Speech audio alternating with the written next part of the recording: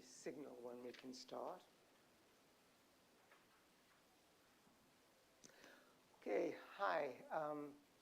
Welcome to the O'Neill Institute Colloquium. I'm Larry Gostin. I'm a professor here and the director of the O'Neill Institute and of the World Health Organization Center on Global Health Law. And I'm really delighted to introduce two really amazing people, dear old friends. We've worked together for so many years. I'm going to be brief because Ashish has got to be back at the White House and actually run the COVID response. Sitting next to me is Julie Gerberding. Julie is the former director of the Centers for Disease Control and Prevention and has worked at CDC in many different capacities. She's currently the Chief Executive Officer of the Foundation for the National Institutes of Health. Ashish Jha also needs no introduction. Ashish, we met originally right after Ebola exploded in West Africa. He was the head of the Harvard AIDS Institute, then went on to be the dean, where you still are technically, at the School of Public Health at Brown, and is now the White House coordinator of the COVID-19 pandemic response. So what I'm going to do is begin with a very big, high, long horizon question and end with one. And in the middle, we'll go into things that are really important. Variants, subvariants, therapeutics, vaccines, funding. And so let me start with the big horizon question. With somewhat near the beginning of the pandemic, Maureen Dowd of the New York Times called me and she says, well, how long do you think this pandemic is going to go on for, Larry? And, at the time I said, well, I went back to history and normally 1918, it's 2 to 3 year horizon. She wrote that in the Times. And people were shocked. 2 or 3 years, you're a pessimist. Well, here we are. So I wanted to, let me just start with you, Ashish, then go to Julie. Where are we going to be a year from now? Entering another, respiratory virus season.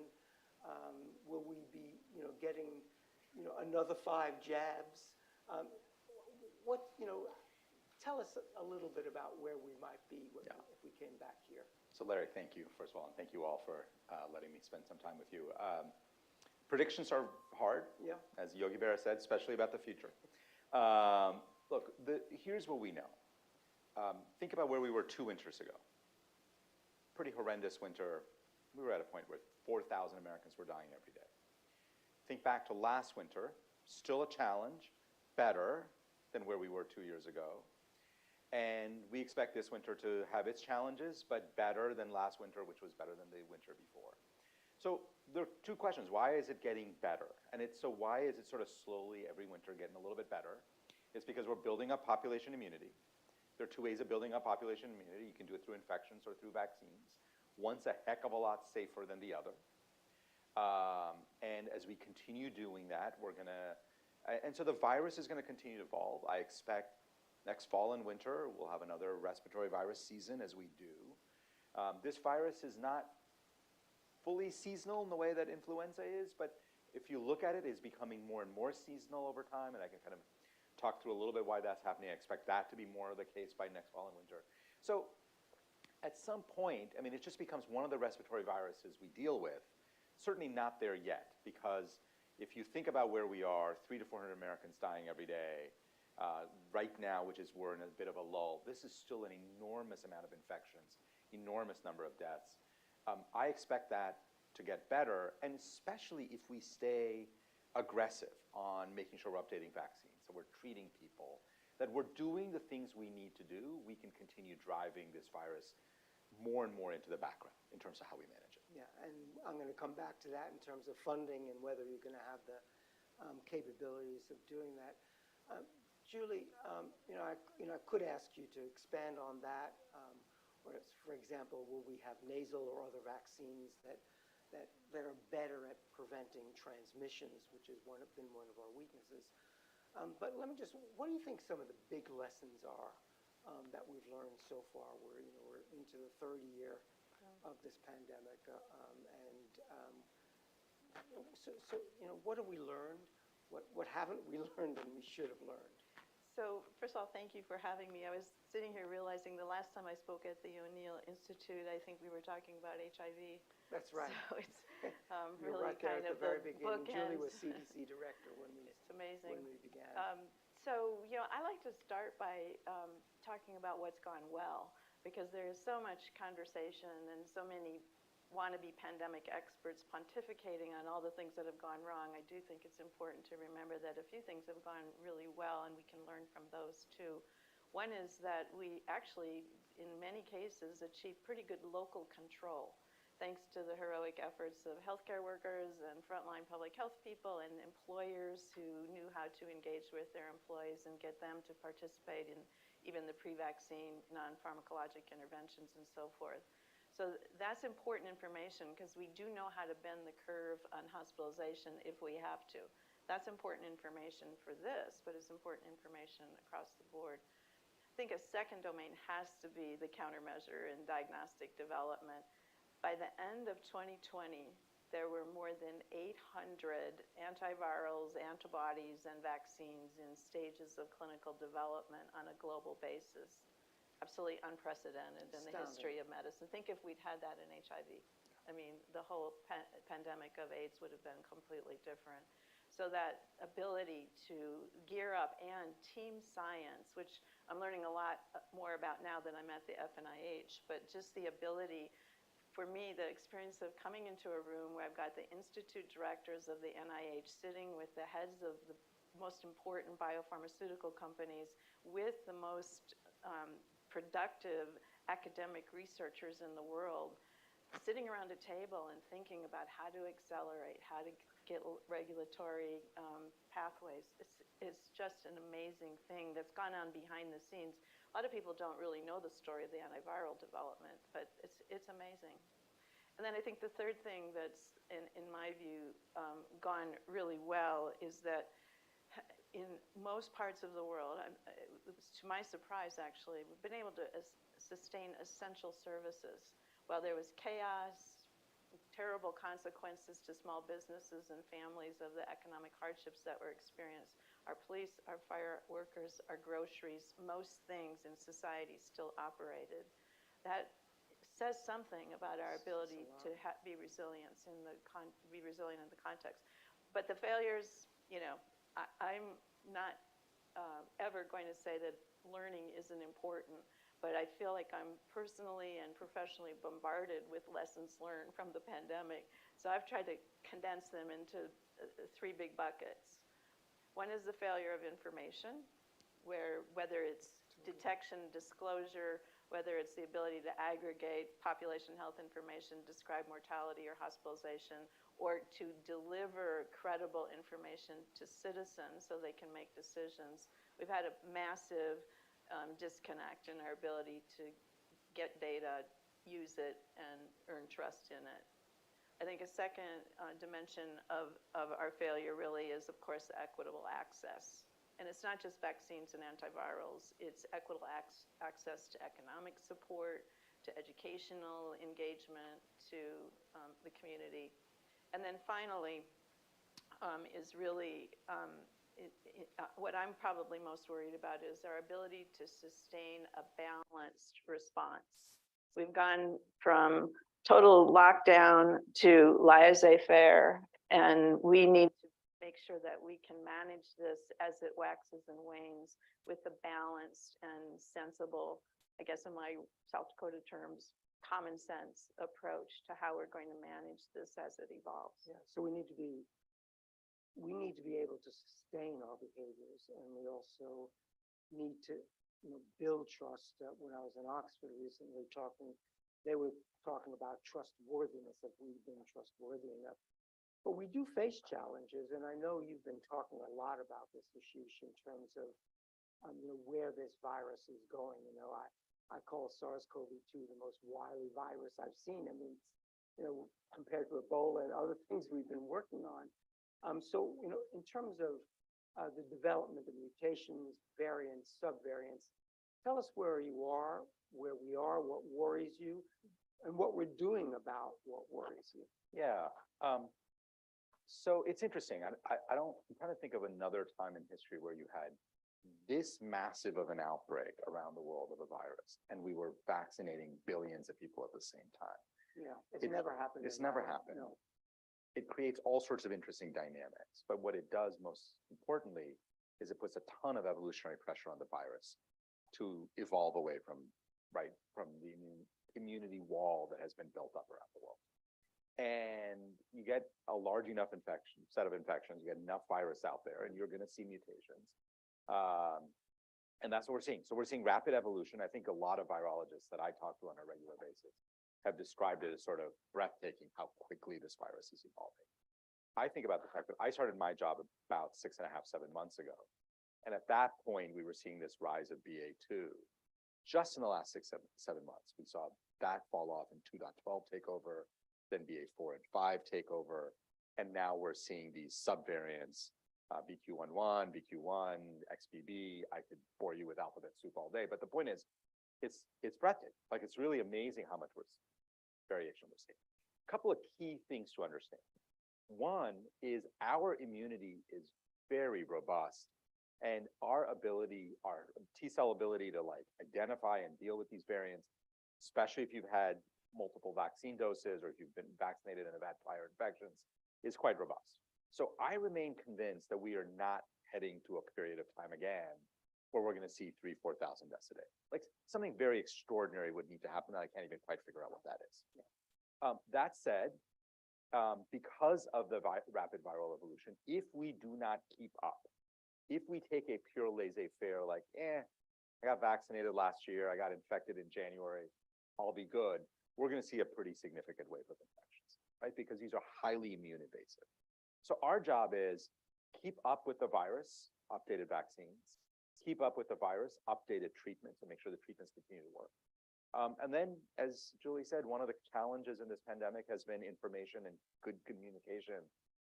Communicate clearly with the American people what they need to do to protect themselves as we get into fall and winter. I think if we stay up with that, the virus is wily, so is the scientific community. It is. And our ability to respond to it is not to be underestimated. And, so we're doing, you've just started a campaign for the new bivalent vaccine. I was just in the UK. They've got a different bivalent vaccine, which we don't think is as good, the original Omicron. But now we're into new subvariants.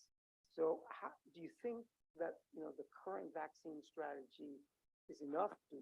Is NIH and others going to try to push to keep up with these variants? Where are we in relation to the virus, the vaccines, and our ability to outwit it? Let me, often when people do the look backs on what went wrong in the response, and we often talk about how federal agencies were not nimble enough or not forward-looking enough. Let me give an example of a federal agency that I think was incredibly forward-looking and nimble, and that's the FDA at the end of June of this year. There was lots of reasons to go with a BA1 bivalent vaccine. That's what the companies had produced. That's where the clinical data was. And there was a lot of pressure. And the UK did it. A lot of European countries did it. And the FDA said, nope, we're not going to look in the rearview mirror. We're going to look ahead. We're going to make some bets on what's coming. Yeah. And we're going to ask companies to make a BA5 bivalent. And it was bold. And there were a lot of people who were critical. And I have to tell you, it was the best decision I have seen in a long time by anybody, because again, BA5 represents still 70% of infections out there. BQ11, the one I'm probably most worried about in terms of taking over the US, the BA5 derivative. And so if you got a BA5 bivalent, the preliminary data says you should have a very high degree of protection. Even XBB, which is the one in Singapore, that's a problem. It's a BA2 derivative, much closer to BA5 than BA1. A little technical here, but the bottom line is our agencies can be forward-looking, can lean in, and can use smart scientific reasoning to pick a vaccine that I think is going to have a lot of legs, and it's going to have a good amount of durability as we get through the fall and winter. Like, obviously the virus could throw a curveball. But barring that, for a majority of Americans, I think this is going to be a 1 a year shot. You get it now, and you probably have to come back next fall for your shot. And I think if we can get to that, it would be great. Maybe with a nasal vaccine, something better in terms of transmission. Julie, you're the ex-CDC director, and you're in very close contact with both and Ashish, with just the most amazing agency. I've always thought it was the shining star of all the federal agencies. It's limped along. It's had its critics and things. Tell us a little bit about, where you think the CDC is going. Tell us a little bit about trust and trustworthiness, information. I mean, all of us know the people working at CDC are just spectacular, and they get up every day to, meet the needs of the American people. But what, as an ex-director, what do you think? Well, one thing I know is that the director of the CDC has a really hard job. So that's my first point. Because I'm not inside, I've been very cautious about assuming that I know something that I'm not really part of, seeing from the inside out. I can also give you a good, strong list of great things CDC has accomplished during the pandemic. But I do worry that we have to go back to kind of the basics of what does an effective public health system and what does an effective CDC need to be accountable for. And we need to modernize that approach. First and foremost, we need to be focused on the front line. That's the local public health domain. It's not in Atlanta or Washington. So where public health is created happens in the communities with the people on the ground, the health system on the ground, the trusted leaders locally. And across America, that's a mess. It's a mess for a lot of reasons, but we don't have the infrastructure, the capabilities, the modernization, the data systems, basically the workforce and the leadership to have that part of our system effective. So job one for CDC is to really focus on how do we strengthen that? What's our role? What can we pay for? What can we teach? What can we do to deploy our own people out there to the front line and shore it up? Yeah. I think the second piece of it is to really own your mistakes and fix them. And clearly the diagnostic testing was an early mistake. Thanks to FDA and CDC working together, I think that is in a much improved state. But I think there are lots of opportunities to really build the kind of information networks that we need. It's going to be very expensive, and it's going to take a very long time to really link the public health with the health system, make that interoperable, make it timely, make it accurate, make it complete, and at the same time, retain people's privacy. So it's going to be a very heavy lift, but it's a really important piece of the action. And then the last thing, you won't surprised to hear former CDC directors say this. There needs to be structural change in the way CDC is funded. We just simply cannot have this feast or famine approach to funding for preparedness. You're talking about the surge emergency funding rather than this. But people need to understand is maybe there's $1 billion coming in for outbreak X, but as soon as the outbreak is over, the money goes away, and you cannot hire people on one-time money. Exactly. So it's really a systemic issue that Congress is going to need to fix. And I want to, it's a great segue, because I wanted to ask Ashish, we were talking a little while ago about congressional funding, and you've been such a champion of, this is no time to be complacent. So tell us a little, are we going to get the funding both for the White House response, vaccines, therapeutics, CDC, data systems? How optimistic are you? Well, it's an absolutely essential thing. I mean, the point is, you can't run a public health response against COVID, against monkeypox, against all the other things that CDC does without money. Sort of stands to reason, right? And there's very good reason, very good data that investments in these things have massive payoffs from a kind of social welfare, economic benefit point of view. So, if you think about vaccines and just getting elderly people vaccinated, the number of hospitalizations it will prevent, it will save a ton of money for Medicare and Medicaid. Not the number one reason to do it. The number one reason to do it is to save lives. But the point is that we continue to make that case to Congress that this is not the time to sort of walk away from this response and say, we're all done. Like, we've got a lot more work to do.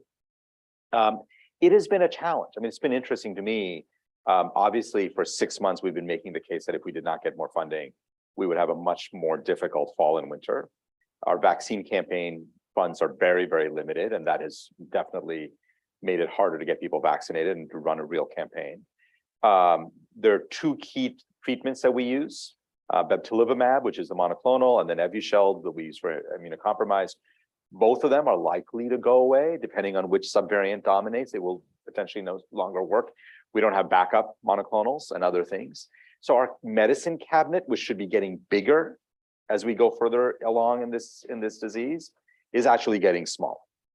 And so we can make that case to Congress. I think over the longer run, Congress will realize that not only is it really harmful to people, but it is financially really not very smart to underfund a public health response. But it's been a challenge, and it's been a challenge in a kind of a highly polarized time period where public health has gotten polarized and politicized in a way that is both disturbing and really ultimately harmful to the American people. Absolutely. That's a really important point. I want to pivot now to the international. Julie and Ashish both mentioned equity, and if you think about, in the United States, equity drivers and the White House has got a great team on looking at equity and race and things like that. Globally, there are a few really exciting things happening.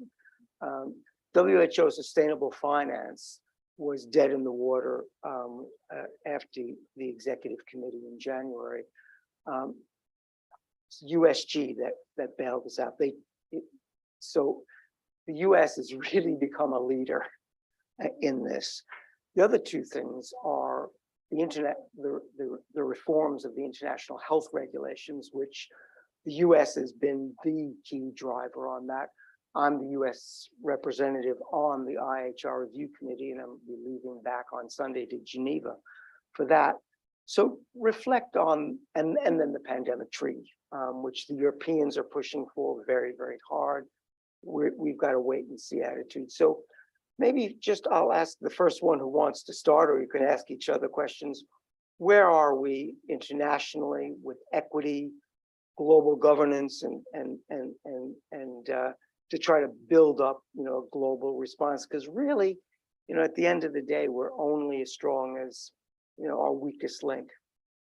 I'll let you start because you have been participating in the President's Summit, and Yeah, there's a lot of energy there. well, so let me kind of make a few key, I think, highlights of the way we've been thinking about inside the administration. First of all, the president said during the campaign, has certainly and then carried out as president, the idea that America has to be deeply engaged in the world. So this idea, like if you remember under our last president, we walked out of WHO, like that doesn't make any sense. You can't have a global response to a global pandemic and have the US not participating. It's bad for the world, it's bad for America.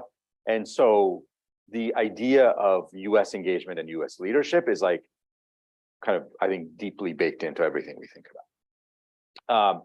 The US has obviously been very involved in trying to get vaccines out to the world. So, we've donated about 650 million doses and have really pushed hard to, and mostly through COVAX, but some through bilateral. So it's not even just like we're giving it out to countries. We really think these multilateral mechanisms like COVAX are very, very important. And we have been the biggest funder of COVAX. This is not meant to be like a little celebration list of look at all the cool stuff we've done. It's meant to show what our values are, which is we believe in multilateralism. We believe in engaging and being a good leader and a good partner. We believe that it is our obligation to make sure that people are getting vaccinated. We're working on developing a program right now to make sure that as treatments have come online, that we see treatments now widely available in places like the United States. That's good. We want to make sure treatments are available in other parts of the world. So we don't do that with treatments what felt like happened with vaccines initially. So that kind of work continues. obviously the work of thinking about future pandemics, the financing mechanism through the World Bank, I think the fifth is really important. Work on trying to make sure that we're building up surveillance capability. Intermediary fund. Financial intermediary fund, sorry, fifth, yeah. I'm just going to say, global health people come up with the funkiest of acronyms. That's one area where we excel. So there's the financial intermediary fund, efforts around surveillance, efforts around making sure that we are building up global manufacturing capacity. One of the things that we saw was much of the manufacturing capacity for vaccines was in South Asia, in Europe, in North America, but very little on the African continent. And so I think many of us feel that it's really, really important for future outbreaks, even for just managing healthcare issues in an ongoing way, that we have real domestic manufacturing or manufacturing capacity that's widely distributed, including substantial footprint on the African continent. So there's a broad agenda, but essentially, I think what you have is a president and an administration that cares deeply about it, wants to engage in it, wants to lead, and has been acting in ways that really reflect those values. Yeah, I mean, and I was going to turn to you, Julie. You can talk about the equity side, but the other thing that you might want to reflect on is, in these kind of global governance issues, prevention, preparedness, response, and recovery. Prevention, deep prevention, the One Health approach, zoonotic spillovers, climate change, that's going to be really hard. And antimicrobial resistance. So talk a little bit about that, or talk about equity, or both. They're linked. They are. I was just thinking about the role of the United States, but I was also thinking about the WHO. It's an enigma. We don't really know what to do about the WHO because it has the only mechanism that can bring the world together, and yet it's weak, it's underfunded, it's political. It's a very, very challenging construct. Its overall budget is less than the size of one large US teaching hospital, just to give you some perspective. So that's a long and separate conversation, but I think that the Director General did something magnificent when he called for an accountable convention, treaty, or similar instrument to bring the world together to improve our pandemic preparedness, something that's coherent with the international health regulations. These kinds of multilateral engagements are extremely rare and often not successful, but the commitment to building what we say euphemistically a pandemic treaty is something that we need to get really serious about. And thank you for your contributions. And the FNIH and with Kevin Clark, who's sitting here, and Larry have been very involved behind the scenes in trying to understand how we could be helpful. But why would we need a treaty? One of the reasons for making a treaty or a convention of some similar sort is to make the commitment visible and to build in some accountability. Enforcement is tough, but at least if you have a commitment and a set of expectations, you can tell if somebody is not living up to their commitment and their expectations. The treaty needs to also really grapple with the issues of equity. I think it needs to go much deeper in a multi-sector way so that we're not just counting on governments to do this heavy lifting, but we're bringing in the private sector and civil society because it's all of us involved in this. And we really, I think, learned how important business was, not just supply chain and countermeasures, but broadly speaking, business is extremely important everywhere in the world in helping to support a pandemic response. And then, of course, this mechanism does create a platform for true collaboration. And that collaboration needs to go beyond WHO and the health ministries of the countries involved, because you just said One Health. Some other time we should talk about animal health and its legal and humanitarian connections, but coronaviruses are zoonotic diseases. They're present in basically every animal.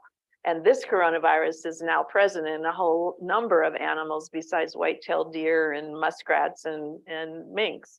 It has spilled over into many, many different animal species. And of course, it may be doing the same thing in those animals that it's doing in us. It's evolving. So then you get this phenomenon of spill back. that needs to be part of what's included in the pandemic agreement, because we need to understand spillover, spillback, and the One Health connection. But right now, there's minuscule investment in really looking at the ultimate prevention and preemption of these problems. And it's a political uphill battle. It's really hard. And really, really going to be hard. Let me ask another big horizon question. And I'm going to turn to you, Ashish, because we've talked a lot about this, and you're kind of a big thinker on these. But and it's not just COVID. I mean, right now, we've got monkeypox pandemic that's officially declared. We've got ongoing COVID-19. You've got Ebola in Uganda with a strain that isn't susceptible to a vaccine. We've got polio found in New York City and London, and another declared. And it seems that these are happening more and more. And maybe because it seems that way, and maybe it is that way. So talk about, disease X, as the WHO would say, and the kind of what are we facing as a global community and in the United States? What can we do about it? Yeah. So let's first talk about, is it actually happening more often, or are we just paying attention differently? Turns out it's actually happening more often. If you look at novel diseases introduced into humans over the last 30, 40 years, it is clearly accelerating. And then you'd say, well, why is that? What's going on? And the One Health conversation is a really important part of this. Most novel pathogens for humans come from animals, right? They're like viruses that hang out in animals, and then they spill over into humans, and either because they mutate or because there's some, but often because of greater contacts between humans and animals. Bats, rats, and bugs. Bats, rats, and bugs. I love that. I haven't heard that, but that's actually perfect. And so what's happening across the world? We're seeing a lot more environmental change, deforestation, economic development, which is generally a really good thing. It lifts people out of poverty. Also often has a lot of environmental impact if you don't do it sustainably. Climate change and globalization. So I think about, for instance, China in 2003 when SARS-1 broke out. And if you compare that to China in 2019 when SARS-CoV-2 broke out, domestic travel, I think, was about 15x between 2003 and 2019. Yeah. And global travel was about 25 or 30x. Another way of saying, like, once a disease breaks out in a highly globalized world, the ability to contain it in that place is just way harder now than it was 30 years ago, than it was 100 years ago. So we are entering an age of pandemics. And I've said this before, we're gonna see more of these kinds of outbreaks. So the question is, what do we do about it? You've got to, and then I'll get to your disease X. So obviously you want to build up surveillance capabilities locally. You want to build up public health capacity locally. And you want to be able to aggregate that data on a kind of a global scale.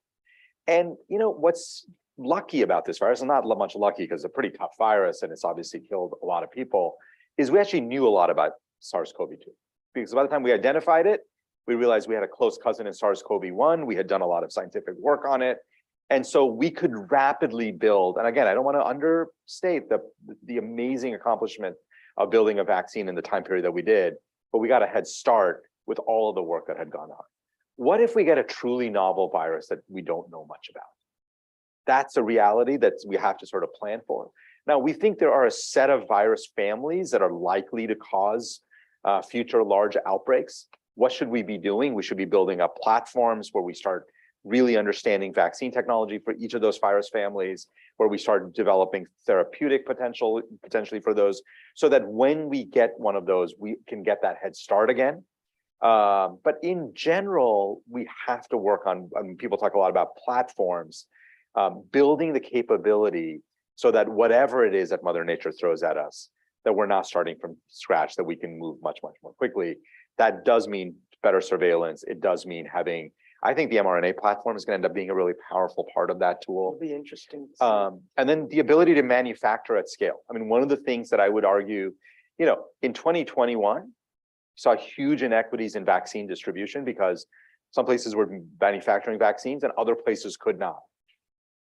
The reason why right now anybody in the world can get access, we have plenty of vaccines, is because eventually vaccine supply caught up with vaccine demand.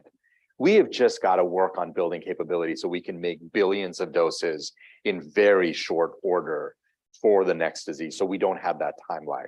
So there's a lot of work to do that I think we can do for disease X, and then whatever that disease is, we can move quickly once we identify it. I just want to add to that because there's, I was the president of Merck Vaccines for a period of time, so I know a little bit about vaccine manufacturing. And it's great to think about being able to turn on a dime and make billions of doses, but what are you going to do when you don't need that manufacturing capacity? And then you're sitting on idle capacity and nobody can afford that. So we got to get real about how we think about our ability to surge. Either that means innovation in terms of how we approach the manufacturing of vaccines, or we've got to think about paying for the idle capacity so that we have it ready when we need it.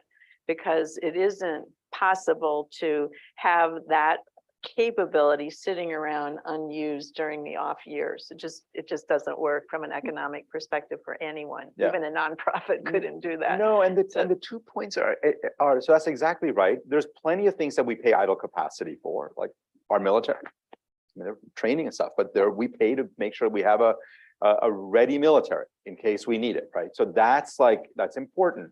There are things we do, like firefighters. They're sitting around, and what we pay for that because it is absolutely essential service that if there is a fire, there's an emergency, we want them to be able to go at full speed. So this is not a new idea. We have got to think about how to apply it. The other part I often worry about in our conversations about global manufacturing and distributed manufacturing is this idea that we don't want to build a bunch of plants and then have them sit around waiting, because it's not just the money and who can, it's the expertise, it's the capability. So you've got to actually be using those plans for building vaccines and therapeutics during peacetime, and then know how to turn on a dime and shift to a wartime mode. I mean, our military doesn't sit around, right? They're constantly training, they're constantly doing things, and then when they're called to action, they can.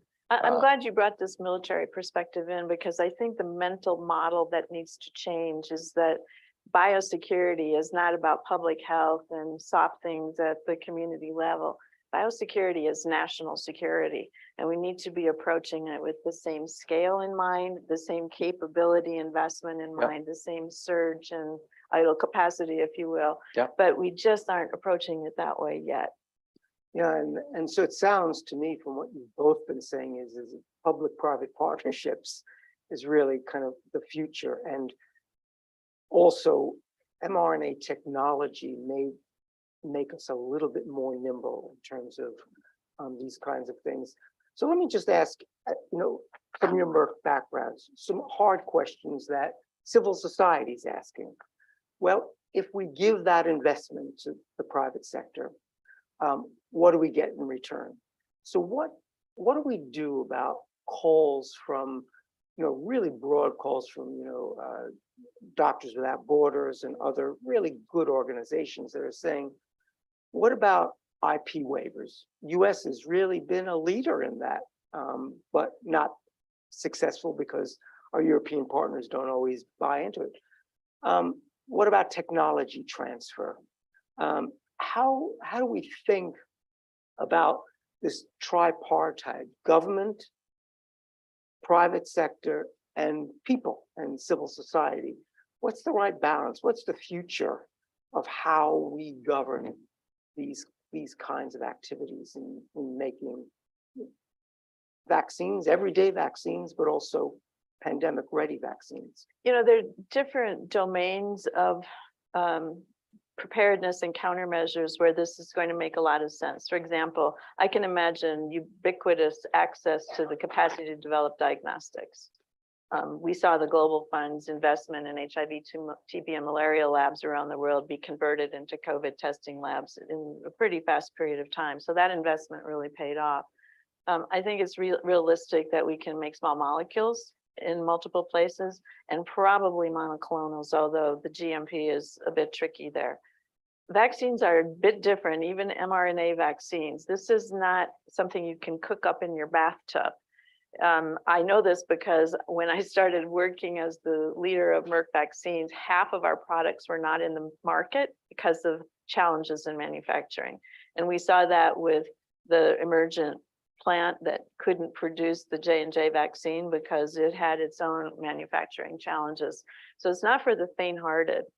The other thing that I hesitate to bring up, but I think it is important to remember, is that Serum Institute of India, which was the major supplier of vaccines for COVAX, nationalized the vaccine supply from Serum Institute of India to India. They did. And they were not available, even though they had controls even in Europe exactly and a lot of other places. So we've got to be realistic that even if you're localizing, nationalization impetus may compel people to not respect those agreements. So we need a pandemic treaty and some other enforceable mechanisms to make sure we can do that. And we need a whole lot of scientific sharing. We really of do. information. Yeah. So we've only got a few more minutes left. We've had just the richest conversation, everything from funding and lessons learned, where we're going to be in the future, how the virus is evolving, through to the international equity, COVAX, the ACT Accelerator, and other parts of that, and the pandemic treaty, the IHR. So if there were, just one or two things that you'd like everyone to take home to kind of understand about what the challenges are, what the hopes, the opportunities are for humankind. Another big question. How would you sum up? Wow. I mean, I go back to some of the things Julie said. I think it is very easy to look at this and just think about all the failures, and there have been plenty of things that have not gone well. But there's been an extraordinary amount of things that have gone well. And the ones that I sort of often begin with is the scientific endeavor. I mean, what science has produced in 2.5 years is unbelievable. Yeah. The variety of vaccines, the variety of therapeutics, the variety of diagnostic tests, the knowledge about how this virus spreads, and just incredible amounts of scientific progress. We've got to make sure we capture that. I actually think that there have been some challenges with our international institutions.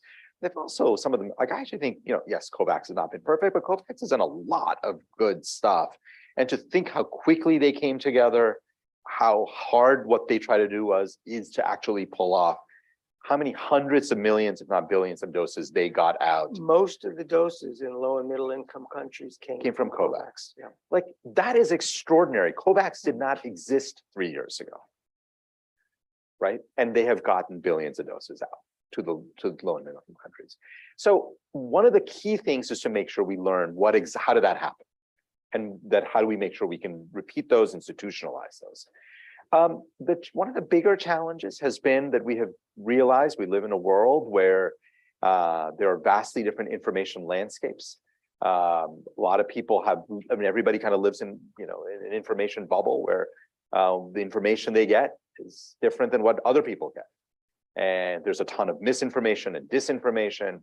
And those kinds of challenges really make social cohesion harder. They make a public health response harder.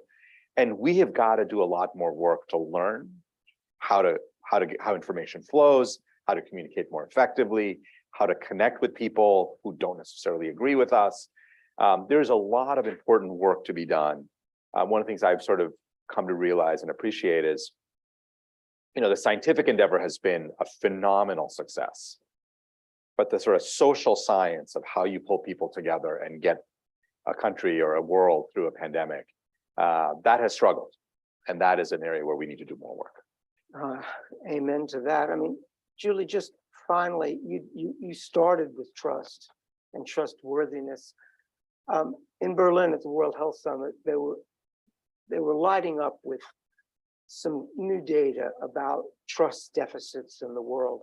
And it was shocking to see how low the United States was compared to everywhere else. And we've seen that with the differential death rates between Republicans and Democrats. That shouldn't happen with a virus. So just walk us off the stage with a little bit of building of trust. So trust is earned.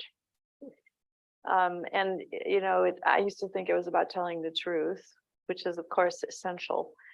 But it's more than that. It is about walking your talk. It's about how you act, your transactional capabilities.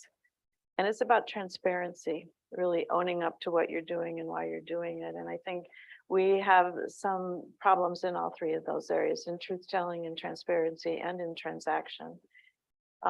And yet, you know, as you said, science is on our side. We know what to do to solve these problems. In fact, arguably, in the not distant future, we could take pandemic threats off the table because of what we can do with our science.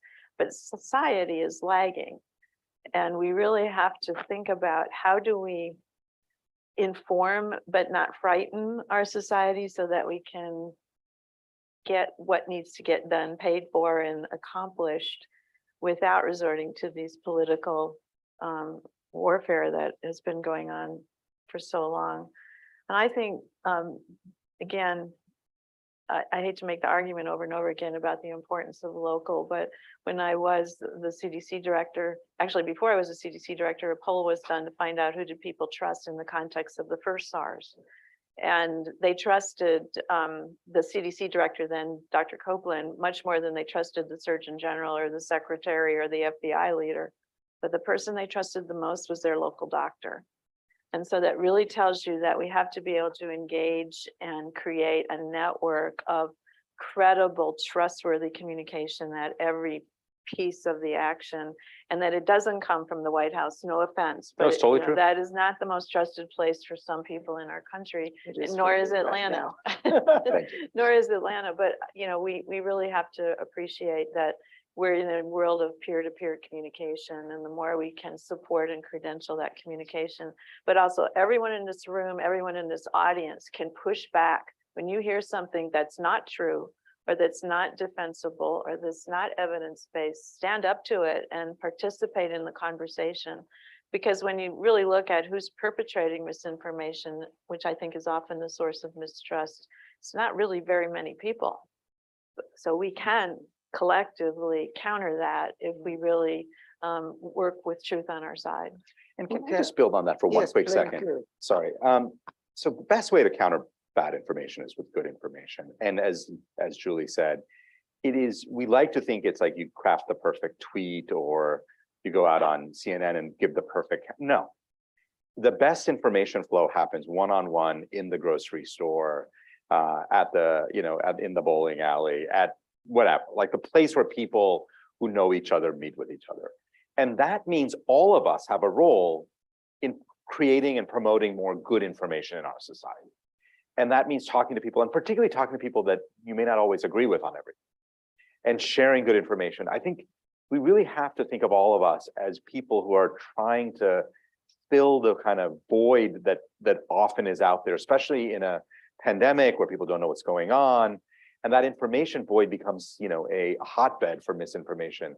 If you can fill that information void with good information, you actually can counter a lot of what we see. So I want to build on Julie's point that this is a collective responsibility. This is not the responsibility of the CDC director alone or the White House COVID response coordinator. All of us have that role. Yeah, if we could only recapture this notion of the common good, and the Commonwealth, the great progressive era. Well, I think perhaps you will see why these two people sitting next to me are my two heroes, and they always have been, they always will be. Thank you so much, Julie. Thank you, Ashish, for all you both do for the nation and for our communities. Just keep on all the things, all the wonderful things you're doing. So thank you to all of our students, to our community, and we'll pick up after the break. Thank you. Thank you, Larry. Thank you.